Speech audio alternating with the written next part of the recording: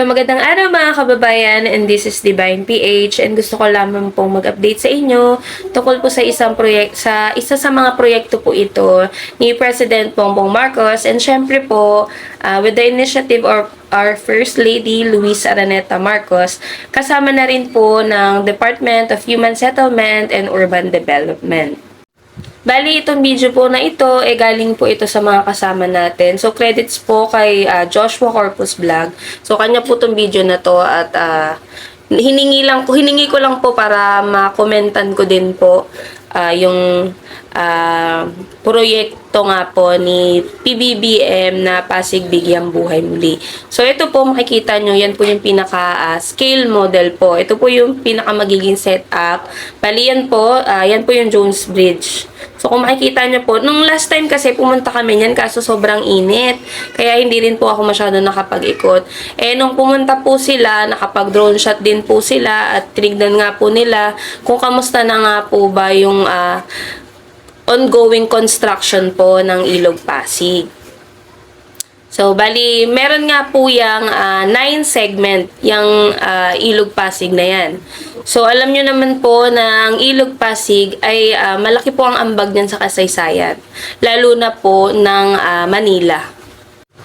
So, yan po guys. Tunay nga naman na malaki po ang maitutulong ng proyektong ito ng ating pamahalaan sa ating ekonomiya. Kasi po, ang dami ko nababasa nung grand opening po. Yung ito nga pong Pasig Bigyang Buhay Muli, ang dami ko pong nakitang negative comment.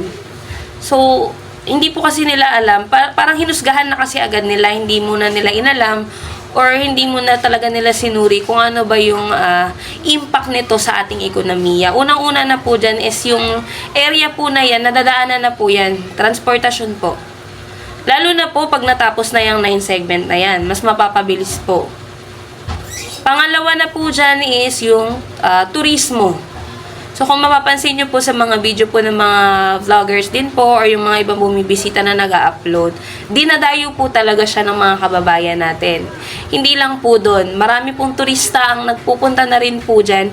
Kasi nga po, ano na siya siya na yung parang tinatawag nating Mala Venice ng Pilipinas, ang Ilog Pasig. Biruin nyo po, hindi ko rin akalain ako mismo kasi hindi naman ako nagagawi talaga dyan. Hindi ko aakalain na magiging ganun kaganda. Lalo na po pag natapos na yung construction dyan at naipatayo na po yung 9 segment na yan. Mas malaki po ang maitutulong yan sa ating ekonomiya. So, ito naman pong video na to, kung mapapansin nyo, kuha po itong drone shot na to ni Joshua Corpus Vlog nung nakaraang araw po. So, maaga sila pumunta dyan para nga po mag-update po ng construction dyan, yung ongoing construction po dyan, at saka yung iba po pong mga facilities.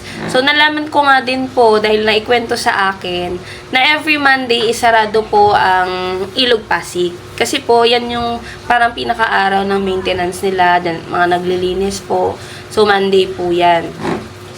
So, sa video po na ito, kitang-kita nyo naman po kung gaano nakaganda ang Ilog Pasig, kahit iyang segment pa lang po yung nagagawa.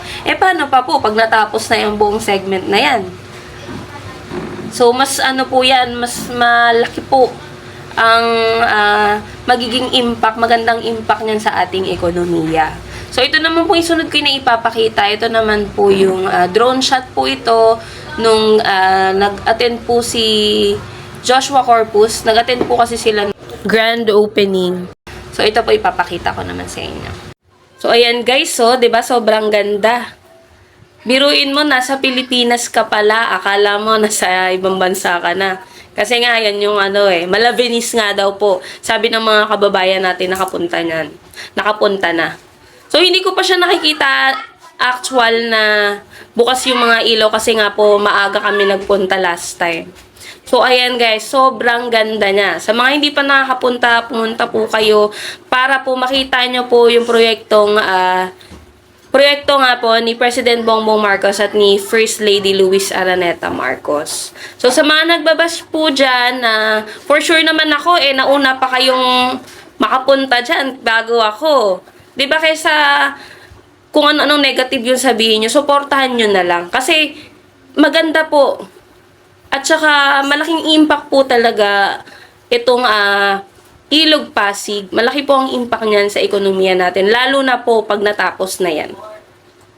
So makakaasa po kayo na patuloy po kami mag-update sa mga proyekto ng gobyerno at hindi po kami magsasawang sumuporta sa Marcos administration. So yun lamang po and maraming salamat po sa inyong lahat.